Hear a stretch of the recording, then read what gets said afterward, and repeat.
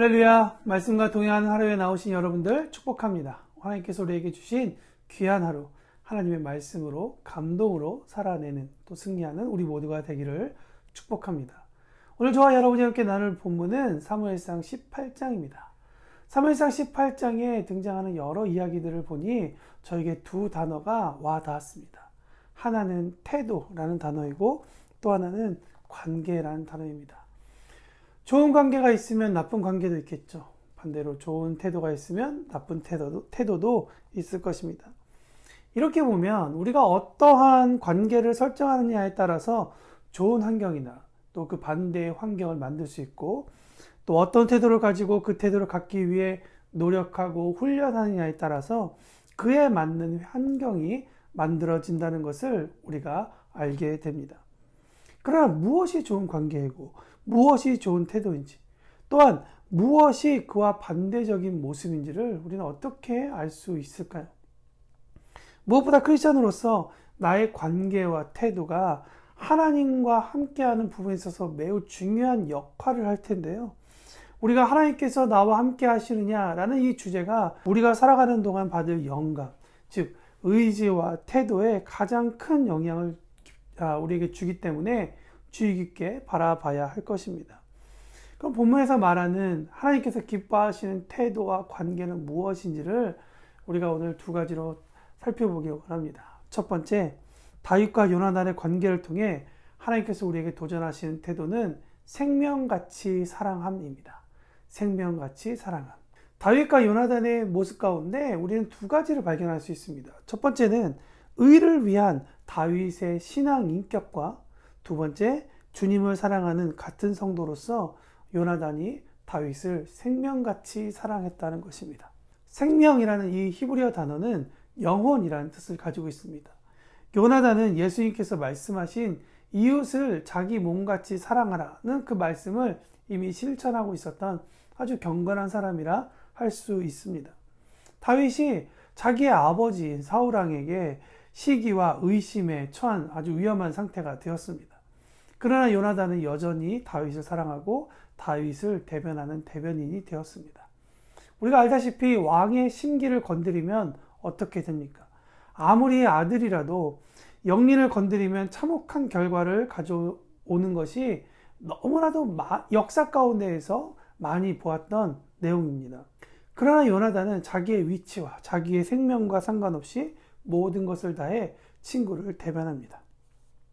구약에서 요나단이 다윗을 위해 생명같이 사랑한 사람이라면 신약에서는 예수님이 우리를 위하여 생명같이, 아니 생명을 주신 사랑을 보이신 분이라 알 수 있습니다. 여러분은 요나단 같은 친구가 있습니까? 또 여러분은 요나단 같은 친구가 되어주고 있습니까? 누군가 요나단 같은 친구가 있다면 이 얼마나 복받은 사람이겠습니까? 이 복을 하나님 앞에 감사하는 오늘 하루가 되기를 원합니다.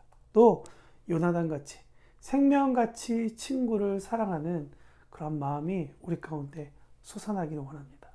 그래서 우리의 마음을 가로막고 있는 그런 관계적으로 힘든 그런 부분들이 성령 가운데 완전히 지배받아서 성령으로 인해 우리 마음이 생명같이 사랑하는 마음으로 변화되는 오늘 이 하루가 되기를 축복합니다.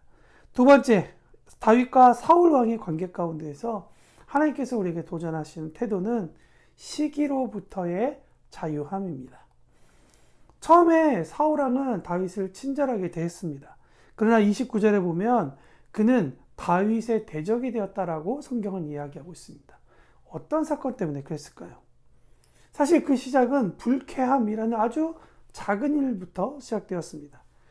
위기로 몰렸던 블레셋과의 전쟁에서 분위기가 반전된 사건이 일어났는데, 그것은 다윗이 적장 골리앗을 1대1 싸움 가운데에서 승리한 그런 일 때문이었습니다.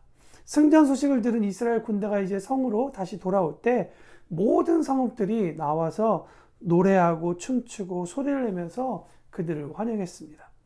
왕의 승리를 축하했죠. 사울이 죽인 자는 천천이다. 이 얼마나 큰 칭찬입니까? 그리고 전쟁의 분위기를 바꾼 다윗도 환영했습니다. 다윗은 만만이다.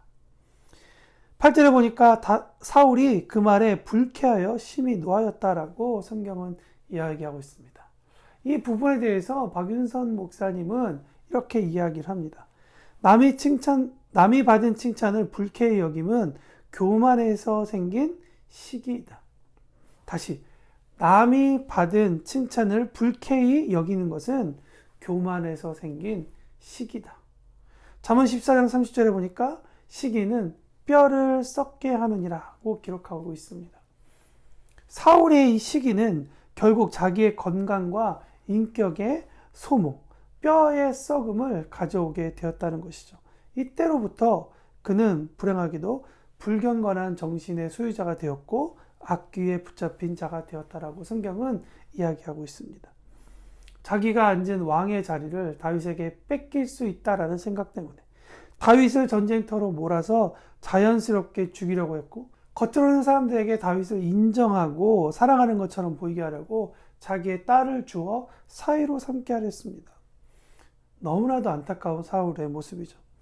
자신이 도구로 사용한 자신의 딸이 다윗을 사랑하는 모습을 보고, 또 하나님께서 다윗과 함께 하심을 보고 사울은 그의 마음 가운데 이렇게 되었습니다.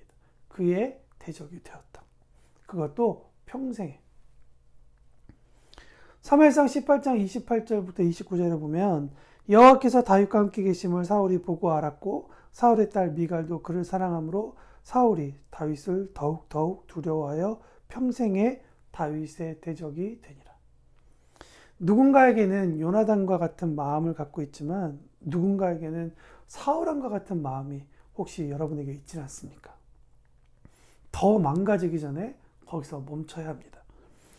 잠언 14장 30절에서 말씀하고 있는 것처럼 시기는 뼈의 썩음이라고 이야기합니다. 그런데 그 구절 앞에는 이런 문장이 있습니다. 평온한 마음은 육신의 생명이다. 평온이라고 말한 이 히브리어 마르페라는 단어는 치료, 약, 건강한, 완쾌하는 이라는 상태를 이야기합니다. 또 마음을 가리키는 이 단어는 정서만이 아니라 의지와 지성을 포함한 광범위적인 의미를 말하고 있는 것입니다. 누구나 시기할 수 있죠. 그러나 시기할 때가 되면 나의 의지와 지성과 정서에 치료가 필요하다는 것을 우리가 알아야 합니다. 약이 필요하고 건강이 회복되어야 된다는 것을 우리는 알아야 합니다. 그렇기 때문에 주님께 우리의 삶을, 우리의 상태를 내어드리고 주께서 오셔서 치료하시도록, 우리를 건강케 하시도록 우리의 영혼을, 우리의 육신을 주님께 내어드리는 우리의 자세가 필요할 것입니다. 결론입니다. 요나단과 같이 하나님을 사랑함같이 친구를 생명같이 사랑하는 우리가 되기를 원합니다. 하나님의 치유함으로 인해 시기라는 그런 우리의 정서, 의지, 그리고 지성을 포함한 모든 우리의 영역 가운데 회복과 자유가 일어나기를 여러분 축복합니다.